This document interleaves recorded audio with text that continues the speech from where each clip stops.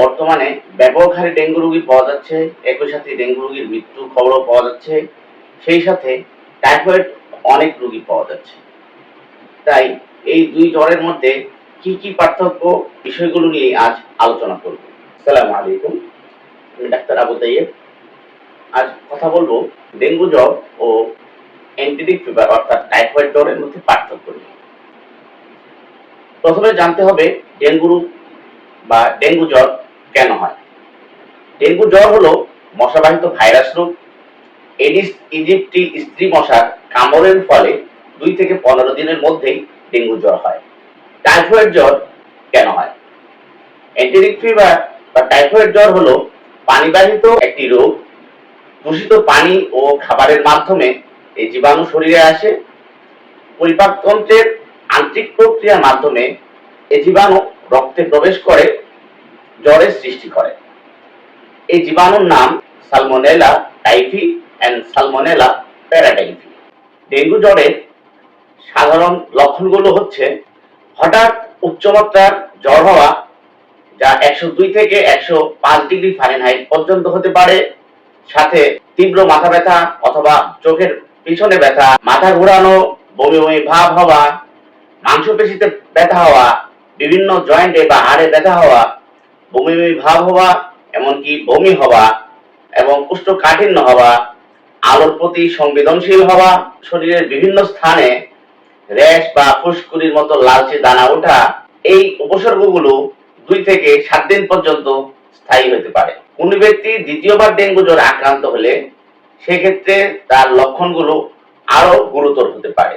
আর typhoid জ্বরের লক্ষণগুলোর মধ্যে প্রধানত এই জ্বর স্টেপ ল্যাডার প্যাটার্নে হবে, অর্থাৎ প্রথম কয়েকদিন জ্বর স্বল্প তাপমাত্রায় থাকবে, এরপর যতদিন অতিবাহিত হবে সাথে সাথে এই জ্বরের তাপমাত্রা বাড়তে থাকবে। সেই সাথে শারীরিক দুর্বলতা, পেটে ব্যথা হওয়া, মাথা ব্যথা হওয়া, কোষ্ঠকাঠিন্য অথবা ডায়রিয়া হওয়া। টাইফয়েড জ্বরের ক্ষেত্রে কুড়ি বা লালচে লালচে দানা ছোট ছোট পিন পয়েন্টের মতো, যেটা হবে শুধুমাত্র পেটে এবং বুকে, যেটা রোজ স্পট র্যাশ নামে পরিচিত। আর ডেঙ্গুর ক্ষেত্রে সেটা শরীরে যে কোনো জায়গায় হতে পারে। সকল জ্বরের ক্ষেত্রেই পালস বেশি পাওয়া যায়, কিন্তু টাইফয়েড জ্বরের ক্ষেত্রে পালস নরমাল থাকে। টাইফয়েড জ্বর এবং ডেঙ্গু জ্বর উভয় জ্বরের ক্ষেত্রে কিছু কমন লক্ষণ থাকতে পারে, যেমন কাঁপুনি দিয়ে জ্বর আসা, পেটে ব্যথা হওয়া, ডায়রিয়া হওয়া, শরীরে দুর্বলতা হওয়া এবং র্যাশ ওঠা। ডেঙ্গু জ্বরের ক্ষেত্রে কিছু ডেঞ্জার সাইন বা গুরুতর উপসর্গ আছে, যেগুলো টাইফয়েড জ্বরে দেখা যায় না। ডেঙ্গু জ্বরের গুরুতর উপসর্গগুলোর ভিতরে পেটে প্রচন্ড রকম ব্যথা হওয়া, পেট ফুলে যাওয়া, ক্রমাগত বমি হতে থাকা, মাড়ি, নাক, কান অথবা যোনি পথে রক্তক্ষরণ হওয়া, শরীরের যে কোনো স্থান থেকে রক্তপাত হওয়া, রক্ত বমি বা কালো পায়খানা হওয়া, প্রস্রাব বা পায়খানার সাথে রক্ত যাওয়া, পাতলা পায়খানা বা অনিয়ন্ত্রিত পায়খানা হওয়া, ত্বকের নিচে রক্তক্ষরণ হওয়া, শ্বাসকষ্ট হওয়া, সাথে অস্থিরতা এবং বিরক্ত বোধ থাকা। টাইফয়েড জ্বরের কিছু কিছু রোগীর ক্ষেত্রে পেট ফুলে যাওয়া বা বুকে কফ জমে শ্বাসকষ্ট এবং বুক ভারী ভারী লাগা এই উপসর্গ দেখা দিতে পারে। রোগীর শরীরে ডেঞ্জার সাইন বা গুরুতর উপসর্গগুলো দেখা দিলে কোনোভাবেই অবহেলা করা উচিত নয়। দ্রুততম সময়ের মধ্যেই রোগীকে হাসপাতালে ভর্তি করে চিকিৎসা নিশ্চিত করতে হবে, অন্যথায় রোগীর প্রাণ সংকটও দেখা দিতে পারে। ডেঙ্গু জ্বর নিশ্চিত হওয়ার জন্য কি কি পরীক্ষা করা যেতে পারে? ডেঙ্গু জ্বর নিশ্চিত হওয়ার জন্য প্রথম 3 থেকে 5 দিনের মধ্যে সিবিসি অর্থাৎ কমপ্লিট ব্লাড কাউন্ট, হেমাটোক্রিট এবং ডেঙ্গু NS1 অ্যান্টিজেন পরীক্ষা করা হয়। জ্বরের 5 দিন পর থেকে CBC with platelet count, haematocrit, dengue IgG and IgM antibody সাথে SGPT ও SGOT করা যেতে পারে। টাইফয়েড জ্বরের ক্ষেত্রে সিবিসি এবং blood culture and sensitivity test করতে হবে এবং বহুল প্রচলিত ভিটাল টেস্ট করা যেতে পারে।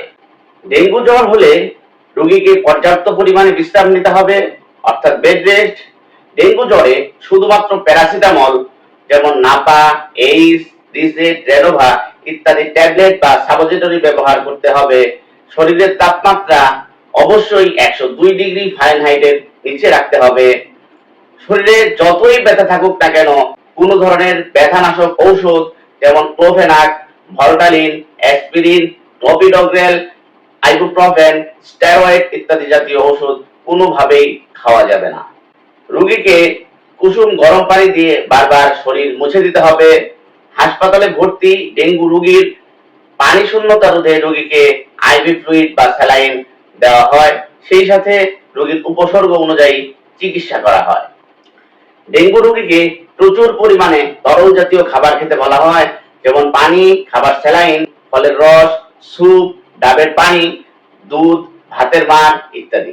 ডেঙ্গুর চিকিৎসায় আজ পর্যন্ত কোনো নির্দিষ্ট ওষুধ বা ভ্যাকসিন এখন পর্যন্ত আবিষ্কৃত হয়নি।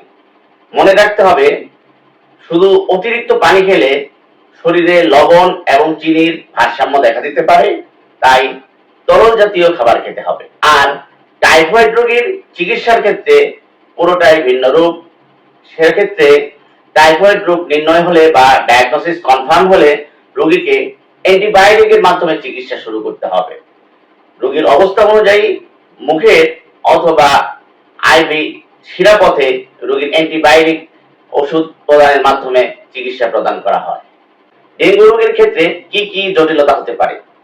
ডেঙ্গু রোগের ক্ষেত্রে আশঙ্কাজনকভাবে প্লাটিলেট কাউন্ট কমে যেতে পারে এবং রোগীর শরীরের অভ্যন্তরে রক্তপাত হয়ে হেমোরেজিক শক হয়ে রোগী মারা যেতে পারে এবং রক্তনালী থেকে রক্তের জলীয় অংশ বের হয়ে কমে যেতে পারে, রক্তচাপ কমে যেতে পারে, শরীরের বিভিন্ন অঙ্গের সমস্যা সৃষ্টি হতে পারে, সাথে ইলেকট্রোলাইটও ইমব্যালেন্স হতে পারে এবং বিভিন্ন অঙ্গের কার্যকারিতা বন্ধ হয়ে বা নষ্ট হয়ে রোগীর মৃত্যু হতে পারে। কিন্তু টাইফয়েড রোগীর ক্ষেত্রে সেরকম কোনো জটিলতা হয় না যদি রোগী পরিপূর্ণ চিকিৎসা গ্রহণ করে বা সঠিক সময়ে চিকিৎসা গ্রহণ করে। কিছু কিছু ক্ষেত্রে চিকিৎসা বিলম্ব করলে অথবা না গ্রহণ করলে কিছু জটিলতা দেখা দেয়, যেমন অন্ত্রে ক্ষত সৃষ্টি হয়, লিভারে সমস্যার সৃষ্টি হয় অথবা লিভার বড় হয়ে যায়, খাদ্যনালীতে ছিদ্র হয়ে রক্তপাত হয় এবং কি চিকিৎসা গ্রহণ না করলে বা বিলম্বিত হলে রোগীর মৃত্যুর ঘটনাও ঘটতে পারে। ডেঙ্গু এবং টাইফয়েড রোগীর ক্ষেত্রে রোগীরা যে সকল খাবার খেতে পারবেন, রোগীদেরকে তরল এবং পানি জাতীয় খাবার খেতে বলা হয়। উভয় ধরনের রোগীর ক্ষেত্রেই পানি, তরল জাতীয় খাবারের মাঝে খাবার স্যালাইন, ফলের রস, স্যুপ, ডাবের পানি, দুধ, আয়রন সমৃদ্ধ খাবার, মুরগির মাংস, ডিম এবং দুধ ও দুধ জাতীয় খাদ্য। আর যে সকল খাদ্য ডেঙ্গু এবং টাইফয়েড উভয় রোগের ক্ষেত্রে পরিহার করা উচিত, সেই খাদ্যগুলোর মধ্যে অধিক তৈলাক্ত বা চর্বি জাতীয় খাবার, ভাজা পোড়া জাতীয় খাবার এবং সহজে পেটে হজম হয় না এরকম খাবার বর্জন করা উচিত। ডেঙ্গু জ্বর কিভাবে প্রতিরোধ করবেন? আপনার বাড়ির আশেপাশে এবং বিভিন্ন স্থানে জমে থাকা পানি অপসারণ করতে হবে। চারপাশের জায়গা সবসময় পরিষ্কার পরিচ্ছন্ন রাখতে হবে।